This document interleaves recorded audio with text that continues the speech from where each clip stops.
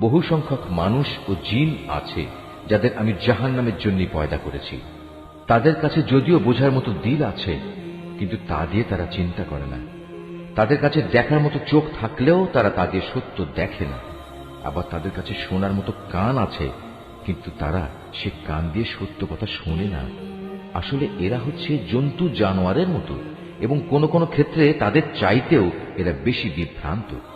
এসব লোকেরা দারুণ উদাসীন। আল্লাহ তাআলার জন্যই যাবতীয় সুন্দর নামসমূহ নিবেদিত রয়েছে। অতএব তোমরা সেসব ভালো নামেই তাকে ডাকো এবং সেসব লোকের কথা ছেড়ে দাও যারা তার নামে বিকৃতি ঘটায়। যা কিছু তারা দুনিয়া জীবনে করে এসেছে, অচিরেই তার যথাযথ ফল তারা পাবে।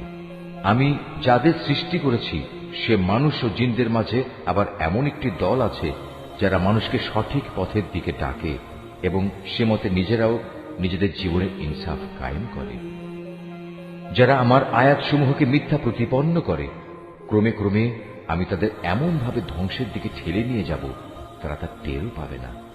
আমি তাদের বিদ্রোহের জন্য অবকাশ দিয়ে রাখব এবং এ ব্যাপারে আমার কৌশল অত্যন্ত শক্ত। তারা কি কখনো চিন্তা করে দেখে না যে তাদের সাথী মুহাম্মদ কোনো পাগল নয়, সে তো হচ্ছে আযাবের একজন সুস্পষ্ট সতর্ককারী মাত্র।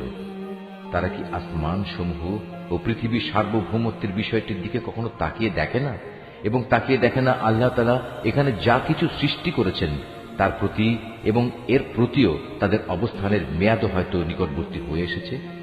এরপর আর কোন কথা আছে যা বললে এরা ঈমান আনবে?